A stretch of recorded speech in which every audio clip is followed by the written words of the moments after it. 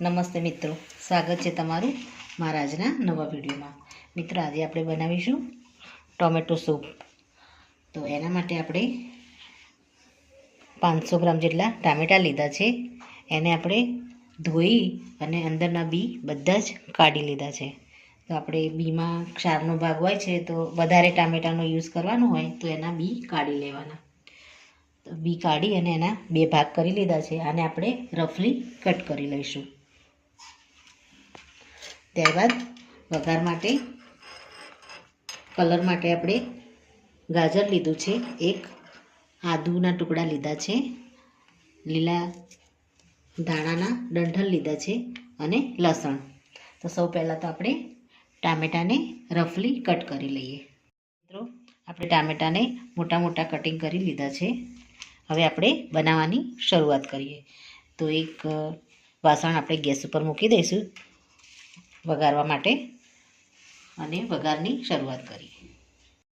તો મિત્રો, આપણે ગેસ ઉપર વાસણ મૂકી દીધું છે। એમાં આપણે બટર એડ કરી દઈશું। આપણું વાસણ ગરમ થાય એટલે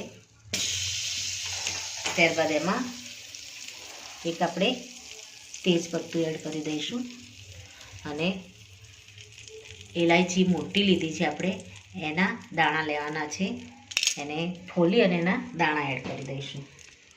ત્યારબાદ 4 થી 5 કળી આપણે લસણ લઈશું। ત્યારબાદ આપણે ઝીણું સમારેલું આપણે આદું એડ કરી દઈશું। ત્યારબાદ કલર માટે આપણે ગાજરને લીધું છે, તે ગાજર આપણે આમાં એક મીડિયમ સાઇઝનું કટ કરેલું એડ કરી દઈશું। હવે આને થોડી વાર માટે હલાવી દઈશું। મિત્રો, આપણે હવે ત્યારબાદ ડુંગળી ઝીણી સમારીને રાખી છે, એને આપણે આની અંદર એડ કરી દઈશું। મીડિયમ સાઇઝની એક નાની ડુંગળી આપણે એડ કરીશું આમાં। બધી જ વસ્તુને આપણે સારી રીતે હલાવી લઈશું। ત્યારબાદ આપણે જે ધાણાના ડંઠલ લીધા છે એને પણ આપણે આમાં એડ કરી દઈશું।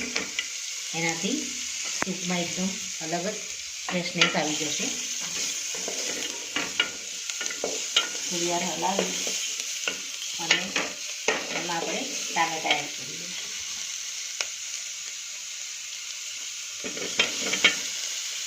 ડુંગળીને આપણે કલર ચેન્જ નથી થવા દેવાનો। થોડી ડુંગળી આપણી સોફ્ટ થાય ત્યારબાદ ટામેટાં એડ કરી દેવાના। હવે આને મીડિયમ ગેસ ઉપર આપણે આ રીતે હલાવી દઈશું।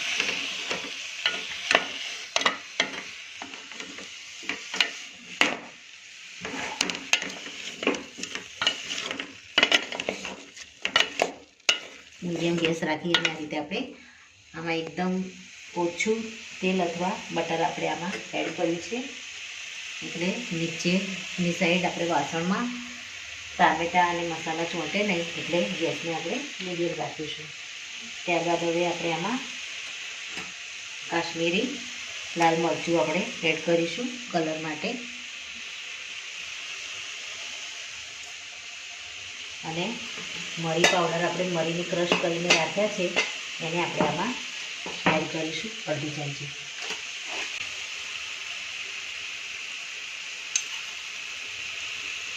અડધી ચમચી આપણે મરીને અધકચરા ક્રશ કરી લીધા છે, એને આપણે આમાં અંદર એડ કરી અને એકવાર હલાવી લઈશું। હવે આપણે ટેસ્ટ મુજબ મીઠું એડ કરી દઈશું, ટામેટાં અને ડુંગળી થોડા સોફ્ટ થઈ જાય।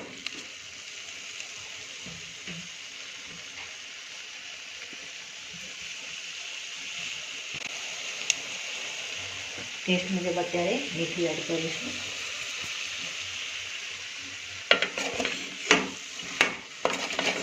મીડિયમ ગેસ ઉપર આને થોડી વાર ચલાવી અને સોફ્ટ થવા દઈશું।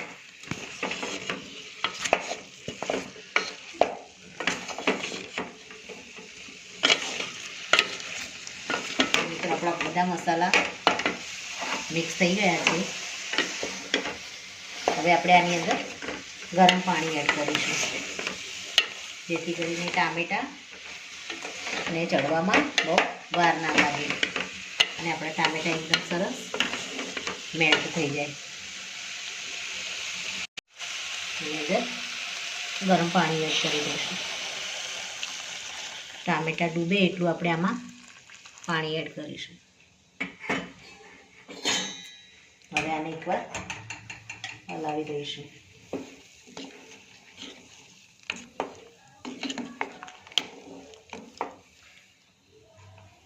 ઉપર આપણે ધાણા પાવડર થોડો એડ કરી દઈશું, 1 ચમચી જેટલો.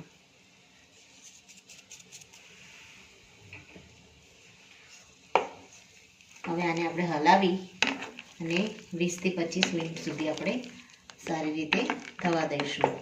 જેટલું આપણે સારી રીતે થવા દઈશું એટલો જ ટામેટાનો અને બધા જ મસાલાનો રસ આપણા પાણીમાં સૂપમાં બેસી જશે. તો આપણે હવે ઢાંકી અને 20 થી 25 મિનિટ સુધી મીડિયમ ગેસ ઉપર આપણે આને થવા દઈશું. આમાં તમારે બીજું પાણી એડ કરવું હોય તો તમે થિકનેસ પ્રમાણે એડ કરી શકો છો. તો મિત્રો હવે આપણે ઢાંકી અને આને થવા દઈશું. મિત્રો હવે આને આપણે ચેક કરી લઈશું.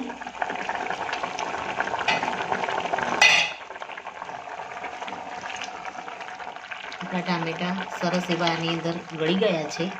હવે સૂપ બનાવવા માટે આપણે આને ઠંડુ થવા દઈશું. ત્યારબાદ મિક્સરમાં આપણે ક્રશ કરી અને આને પીસી લઈશું. સૂપ રેડી કરી દીધો છે અને મિક્સરમાંથી કાઢી એમાંથી તેજ પત્તું પણ આપણે નીકાળી અને મિક્સરમાં ક્રશ કરી અને અલગ વાસણમાં લઈ લીધું છે. હવે આપણે આને ગરમ કરીશું. મિત્રો આપણે આને ઠંડો કરી અને ક્રશ કરીને ગાળી તૈયાર કર્યો છે. હવે આને ગેસ ઉપર મૂકી અને થોડીવાર કૂક થવા દઈશું. તો આપણે થોડી આમાં ટેસ્ટ મુજબ ખાંડ એડ કરીશું. ત્યારબાદ એમાં આપણે અડધી ચમચી ચાટ મસાલો એડ કરીશું. ત્યારબાદ 3 ચમચી જેટલો આપણે એમાં કેચઅપ એડ કરીશું.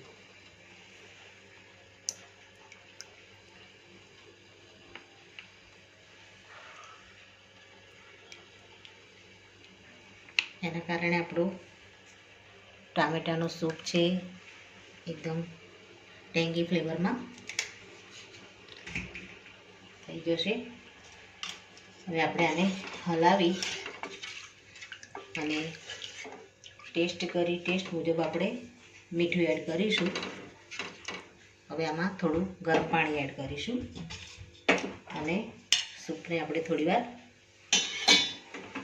હાઈ ફ્લેમ ઉપર થવા દઈશું.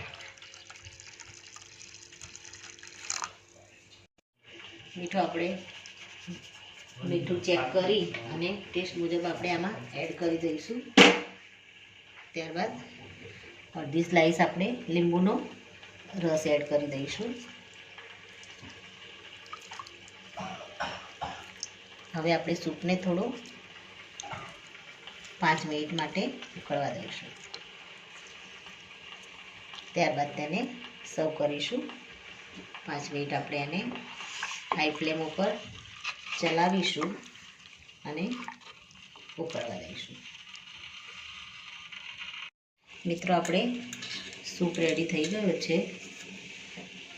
ગેસને આપણે હવે બંધ કરી દઈશું અને આપણે એકદમ મીડિયમ, બહુ પાતળો નહીં અને જાડો નહીં, એ રીતનો થિકનેસ સાથે આપણે સૂપ રેડી કરી દીધો છે.